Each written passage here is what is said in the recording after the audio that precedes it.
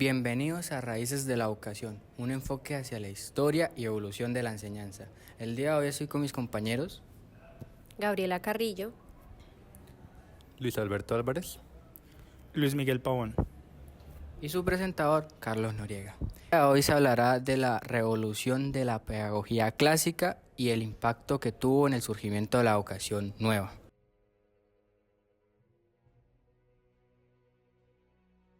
En la historia de la humanidad, pocos movimientos han tenido un impacto tan profundo como el de la educación nueva. Surgía como una respuesta a los métodos tradicionales. La educación nueva se propuso transformar las aulas en espacios donde el aprendizaje se volviera dinámico, inclusivo y relevante para la vida. Hoy viajaremos a través de diversas regiones explorando cómo estas reformas cambiaron el rumbo de la pedagogía para siempre. Nuestra primera parada nos lleva al corazón de Inglaterra, donde la educación nueva comenzó en 1889 con Abulchon, fundada por el Dr. Cecil Ready.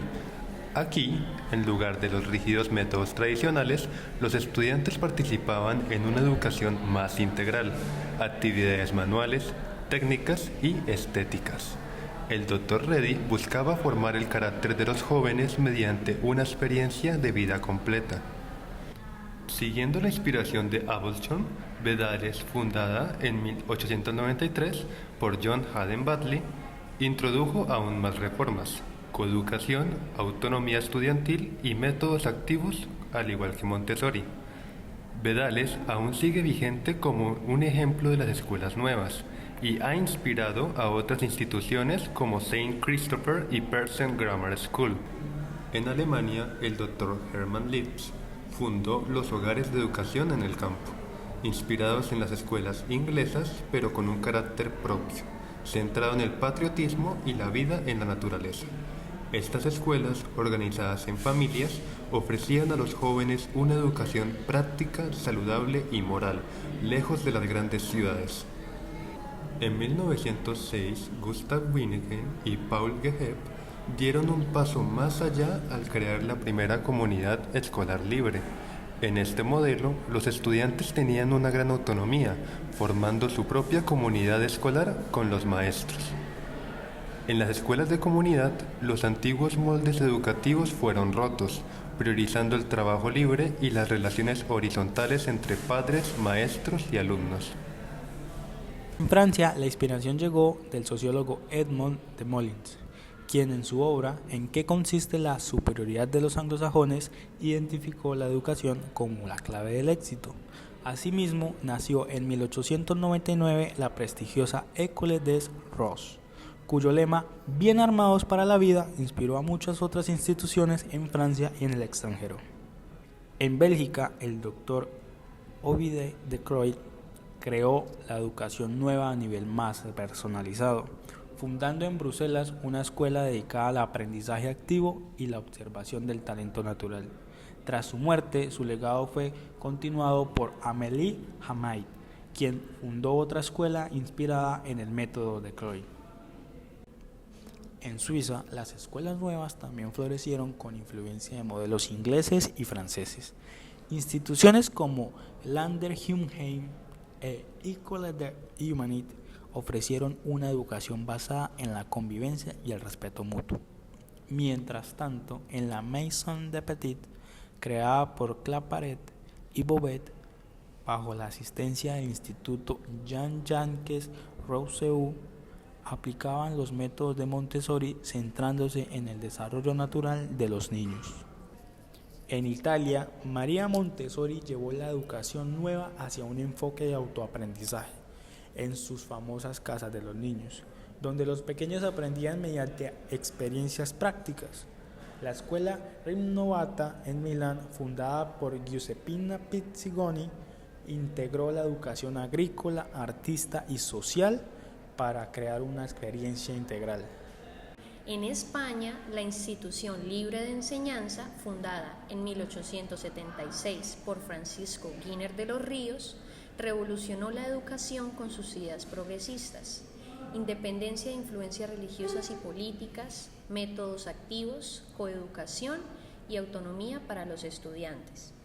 Esta institución inspiró a múltiples centros educativos en toda España, desde el Grupo Escolar Cervantes en Madrid hasta el Instituto Escuela de Segunda Enseñanza. En Estados Unidos, las escuelas experimentales se convirtieron en un laboratorio de ideas. En 1896, John Dewey fundó la Universidad Elemental en Chicago, donde los estudiantes aprendían mediante experiencias prácticas y vivenciales. Su modelo influenció otras escuelas, como Horace Mann y Lincoln Experimental School, en la Universidad de Columbia. También surgieron modelos experimentales en sistemas escolares completos, como el de Gary con su modelo de Playton School y el de Winnetka, dirigido por Carleton Washburn, donde la educación era personalizada y los estudiantes progresaban a su propio ritmo. La educación nueva transformó la manera en la que el mundo veía el aprendizaje. Desde Inglaterra hasta Estados Unidos, estas escuelas nos recuerdan que no es solo la transmisión de conocimientos, sino una preparación integral para la vida. A medida que continuamos innovando en pedagogía, el legado de estas escuelas sigue vivo, inspirando a cada generación a aprender, pensar y actuar de maneras que promuevan una sociedad mejor.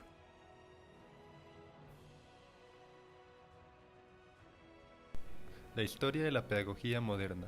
En el corazón de la historia de la humanidad, el proceso de enseñanza y aprendizaje ha sido una constante que ha evolucionado con el tiempo.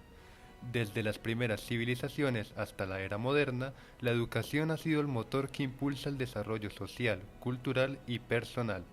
Pero, ¿cómo llegaron los sistemas educativos a ser lo que son hoy?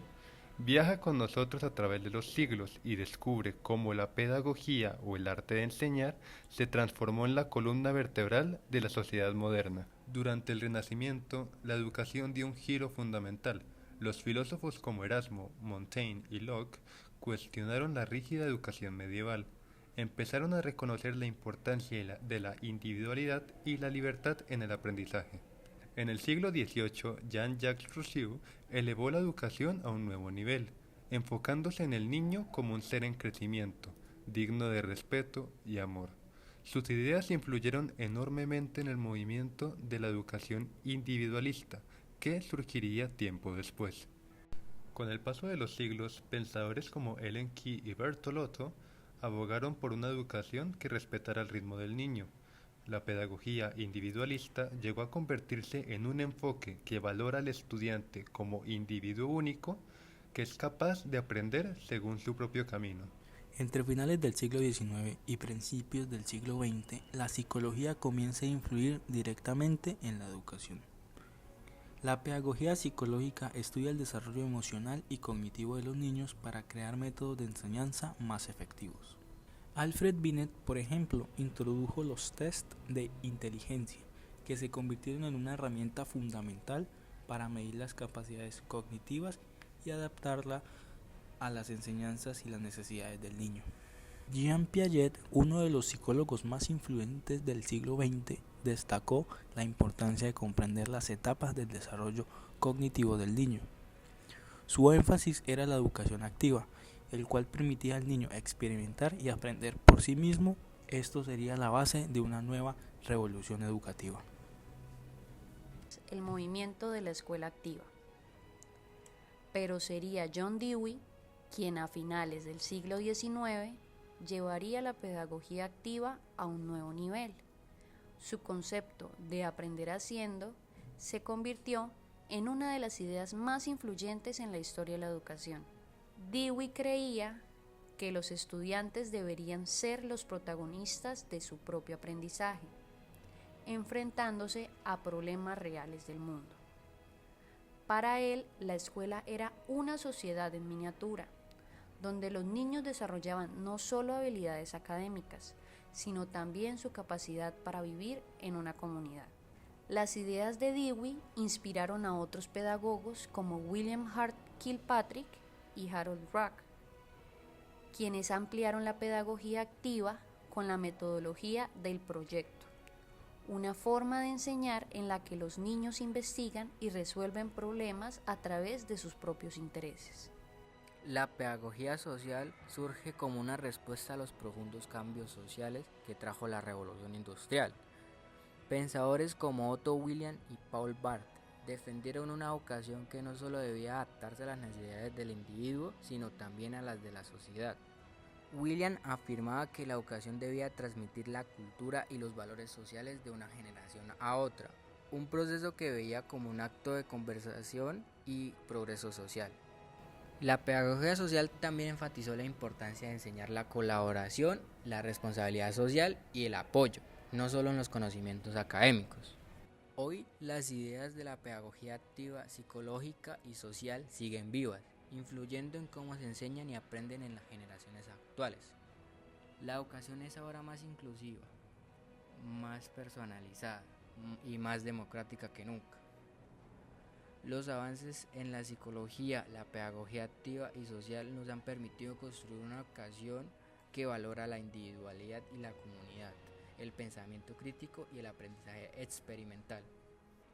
Así como lo fue en el pasado, la educación sigue siendo clave para forjar un futuro mejor, donde cada niño tenga la oportunidad de aprender, crecer y contribuir a una sociedad más justa, inteligente y colaborativa.